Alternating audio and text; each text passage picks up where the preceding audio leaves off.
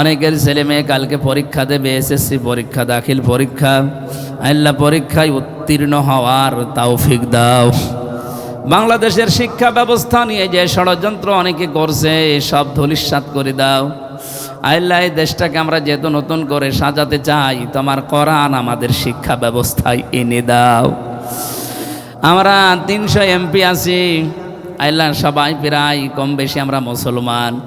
কোরআনে কারিমের শিক্ষা ব্যবস্থার পক্ষে এবার আইন পাশ করার সুযোগ করে দাও। যেই ক্রাইসিস চলছে তেল নিয়ে, এবং একটা কঠিন রোগ দেখা দিয়েছে সারা দেশে, হাম, আল্লাহ আমাদের এই জাতিকে তুমি এই ক্রাইসিসগুলো থেকে বাঁচাও। মা বোনদেরকে তুমি সুস্থ রাখো। অনেকের পরিবারে অশান্তি আছে, অভাব আছে। আমরা জানি এই সাতক্ষীরার মানুষের ওপরে যে অত্যাচার, জুলুম, নির্যাতন হয়েছে, আল্লাহ এরা ঘুরে দাঁড়িয়েছে, এদের মাজা তুমি শক্ত করে দাও, এদের পরিবারের অভাব দূর করে দাও। সব বরকতের মালিক তুমি আল্লাহ, তুমি সাতক্ষীরার জমিন থেকেই বরকত নাজিল করা আরম্ভ করো। যত রকমের জুলুম অত্যাচারে 17 বছর তারা পেয়েছে, আল্লাহ আগামীতেই 5 বছরে তাদের সব ক্ষতি পূরণ করে দাও। আল্লাহুম্মা গফিরলি ওয়ারহামনি ওয়াহদিনি ওয়াফিনি ওয়ারযুকনি ইয়া রাব্বাল আলামিন। যে যুবকগুলো আজকের মাহফিলের জন্য দেখলাম খাটাখাটনি করছে, এদেরকে কবুল করো।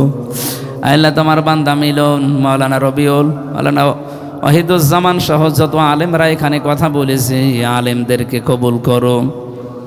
যে দায়িত্ব মাথার ওপরে চাপিয়ে দিয়েছে, প্রায় 4.5 লাখ মানুষের বিশাল দায়িত্ব, আল্লাহ এইটাই আমার জান্নাত জাহান্নামে যাওয়ার একটা মাধ্যম। এদের হকগুলো আদায় করে জান্নাতে যাওয়ার পথ সহজ করে দাও। কখন কার কাছে মরণ আসে জানি না, কোনো দুঃখ নেই মরতে আমাদের। রব্বুল আলামিন, তোমার কাছে পাপিষ্ঠ হয়ে যেতে চাই না, মুমিন হয়ে তোমার দরবারে যেতে চাই। আমাদের মর্যাদা, দারাজাতুল উলা তুমি আরো দিন দিন বৃদ্ধি করে দাও। জীবনের শেষ কথা যেন অন্তত এটা বলতে পারি, লা ইলাহা ইল্লাল্লাহু মুহাম্মাদুর রাসূলুল্লাহ।